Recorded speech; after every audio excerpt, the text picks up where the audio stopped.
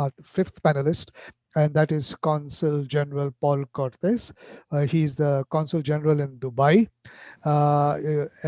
sorry, in the UAE, but in the Dubai consulate of the Philippines. And Consul General Paul has got tremendous experience on this issue, working because he has been responsible for ASEAN Affairs, Northwest Europe, Director for Northwestern Europe and ASEAN Affairs. He has played that role. He has worked with the ASEAN Intergovernmental Commission on Human Rights, and now as Consul General in Dubai for the last 5.5 and a half, almost 5.5 years. Uh, Conjan, let me just ask you then. You've heard Objective 15 and you've just heard from WHO of all the services, and it's quite impressive: health, housing, water, decent work, child protection, social protection, sexual and reproductive health rights, gender based violence. These are the services that could be and should be made available to all, irrespective of status, kind of thing, based on GCM Objective 5. How far do you think where you are countries of destination ready to offer these kind of services to migrant worker? In your own experience, and particularly in this time of the pandemic, how much of these services were available for migrant workers? Well, yeah, Conjan, the thank floor you. is yours. Sorry. Thank you very much again, William and Margaret Formatia, for allowing me to be a part of your webinar. And yes, to be very, very direct about the question that you asked. Yes, a lot of the services are made available to migrants who come over to the UAE, in Dubai for that matter, as far as access to information is concerned, access to know what procedures they must be undertaking for their labor concerns, for health issues, and so forth and so on.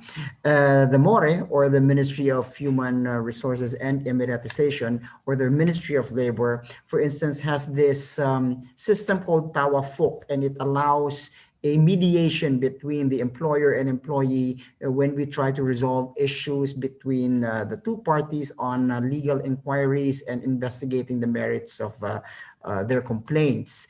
We also have a Tashil, which is an online system for the Ministry of Labor aimed at simplifying the procedures and the transactions between employees and employer. We also have the Takim, or a system that tries to enhance the workforce stability by providing information about subcontracts and the validity of their licenses and so forth and so on. We also have Tausil, the mobile and innovative service centers for those who cannot physically visit the government centers. And this is very important, especially in the time of pandemic, where the actual physical offices were closed. And so a network on the app through your mobile phone would be very interesting and very helpful for those who would like to file a complaint, especially during the pandemic, when we have a lot of companies that had, well, because of obvious reasons, closed down, and so had to cut back on their human resources by, by cutting, by, abrogating, let's say, the work contracts of many of our workers, not only Filipinos, but the rest of the other nationalities as well. So there were issues about end of service benefits and so forth and so on, the cancellation of their labor visas and so forth and so on. And the mobile application for this was very important for many of the migrants. Of course, there's also the Tauji, which is the information network on labor law. And it allows people to understand and find a way on how they could, put their labor concerns or labor issues into a system that could be looked at by the Ministry of Labor themselves. In addition to that, you have MORE, or the Ministry of Labor, really accessible to as many migrants as possible by FB, by Instagram, by all the social media networks. As far as health services are concerned, we do know that as far as Abu Dhabi and Dubai is concerned, all employees, all migrant employees must be insured, which means they have access to public and private healthcare services. As far as legal systems are concerned, of course, we do know that there is also easy access to all our migrants, primarily those who are asking for labor complaints. They have hotlines at the call center, they have the mobile applications and so forth and so on. A customer service to find out their grievances and how they could resolve and seek redress for these grievances, settlement of salary issues. And again, all this is looked at by the Ministry of Labor that, to allow our migrants easy access and quick resolution to their complaints. We also have, various services for occupational injuries and accidents, ensuring that all employees get coverage from their respective employers in case of occupational hazards. And this is also, there's also an access to job opportunities, which means if you want to look for another place of employment, the MORE or the Ministry of Labor has a virtual market where expats can actually search and apply for these jobs for them. Of course, all these are part of the UAE's commitment to come up with Objective 15 of the GCM, primarily to enact laws that would ensure the basic delivery in that does not discriminate against any migrant on any other ground, and ensuring that the cooperation between service providers and immigration authorities actually empowers them all the more. And again, this is also part of their resolve to strengthen and make it easily accessible service points to these to the migrants here, and of course incorporating the health needs of all migrants in all national and local policies as far as the UAE is concerned. That's all I have to share for now.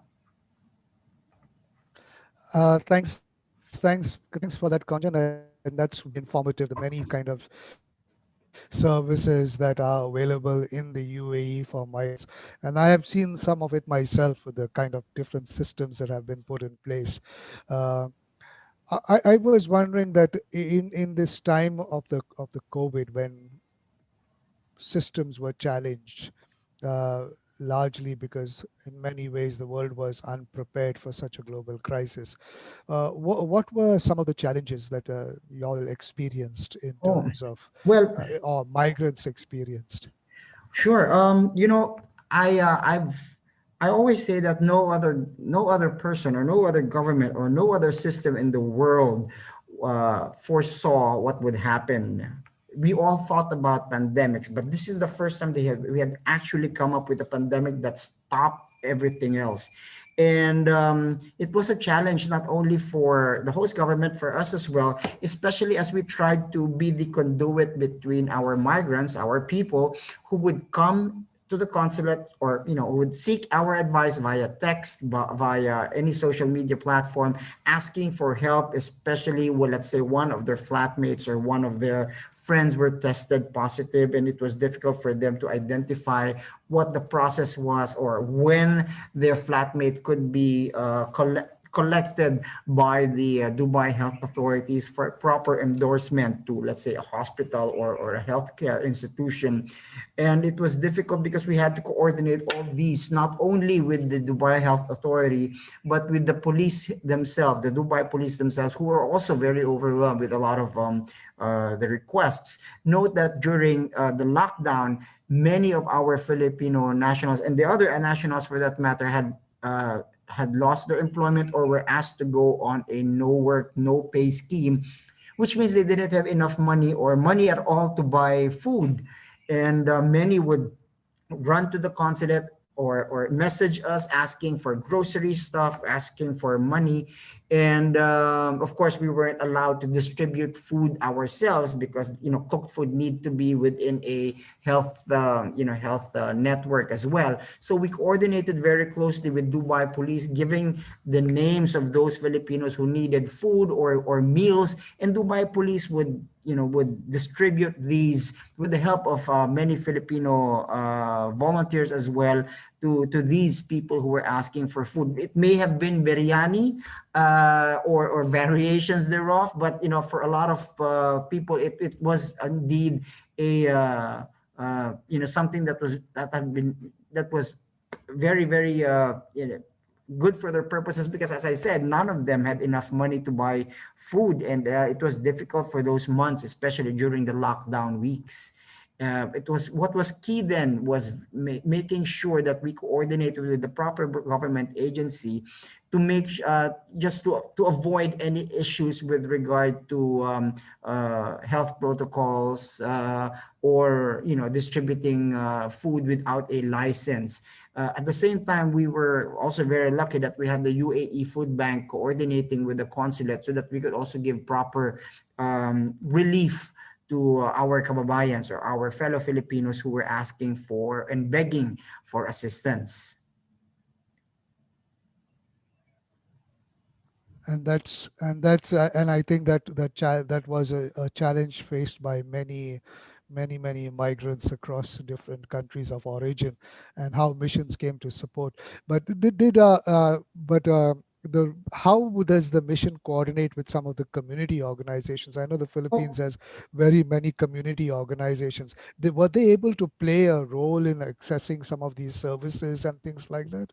Definitely, definitely, William. From the very beginning, I had imagined that our office of 60 or even 70 staff could not go on a one-on-one relationship with 800,000 Filipinos.